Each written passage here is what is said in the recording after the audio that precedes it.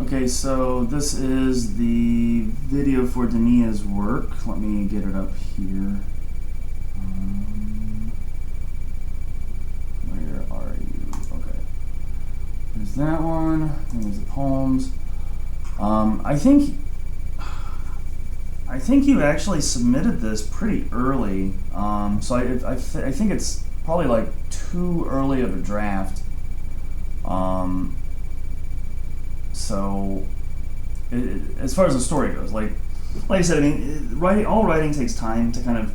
It's like curing. Like if you've ever done like in cooking, if you smoke meat or even like cook it, it's like marinating stuff. It's like curing the food, because that allows the spices and whatever to seep into the meat, so it becomes like integral to the food and not just like a covering. So these poems, this story, hasn't, in my opinion, had a lot of time to really cure. And that, that like I said, that takes time. That's why I was trying to get everybody to start these drafts really early in the semester, because when you have drafts, at least, I don't know, by the time they get to workshop, they've usually gone through at least one revision. But this seems like really kind of hastily assembled. So it looks more or less like a legitimate first draft. So, and there's only 700 words, so I mean it's very hard for me to kind of just out of thin air come up with stuff to talk about. It's actually quite difficult. But okay, let's start with the poems. Let's see. We've got MTHJ.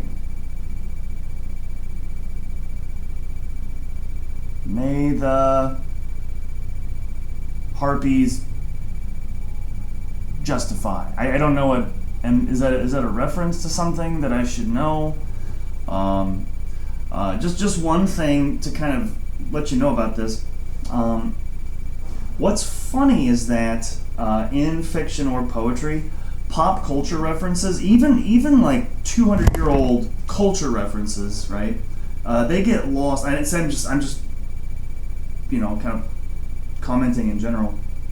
Pop culture references never age very well, even like in 10 years.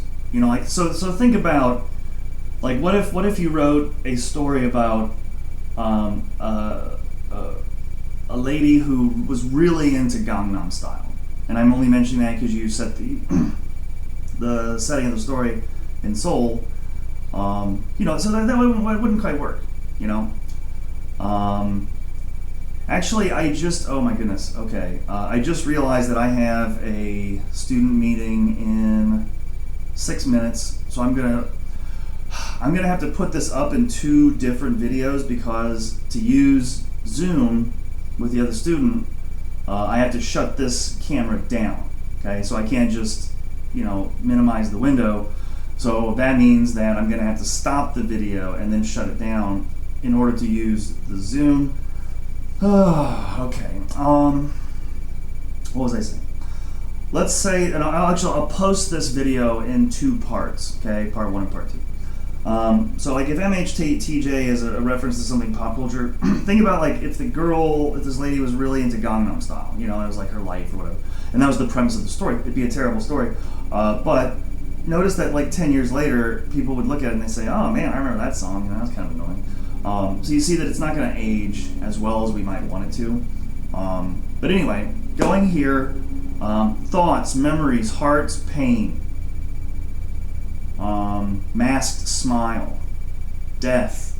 These are all gigantic metaphysical entities that, in a poem, I would honestly say, those are the kinds of words that poets tend to avoid, because they're so hard to define. They're so shaky, right?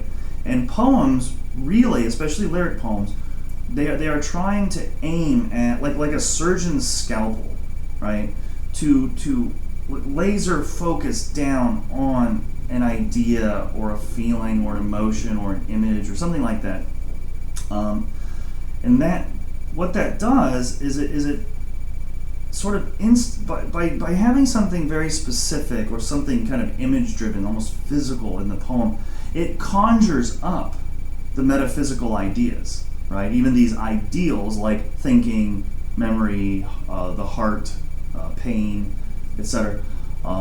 It conjures them up automatically, so they become themes that kind of sit above the poem, whereas the poem is kind of living here on earth, right? Not to make the argument sound, like a debate between Platonic thought and Aristotelian thought, right? The forms versus materialism. But that said, I mean, this poem, it's emoting things without conjuring the emotion, you see. And so just saying, like I said in class, right around week 1 or 2, I think, just sitting down in a poem and writing out what you feel doesn't necessarily connect the writer or the reader to those feelings. Okay? So imagery does. Imagery is the life's blood of all poetry, okay? Or all literature, really. Because that's what connects the reader inside the story. It's like a little gateway that we kind of pass through that allows us passage to what the writer is trying to convey. So in that sense, I would try to aim this poem more toward imagery. Okay, I've got 1 minute before I have to go. Missing. This is a devotional poem because it conjures God at the end. Totally legal, right? Totally fine. But in that sense of devotional poem, once again, the you here is not clear. Who's this you? Is this a breakup poem? Is this an elegy? Is this about somebody who died? I mean, none of this is clear.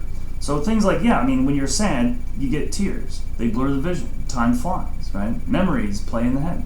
So these are images we'd already associate with loss. So the point of the poem, the point of imagery, is to create juxtapositions that contrast what the reader may normally expect from the poem and what the reader gets from the poem. So, sorry, I've got to pause this for a moment, so I will be right back.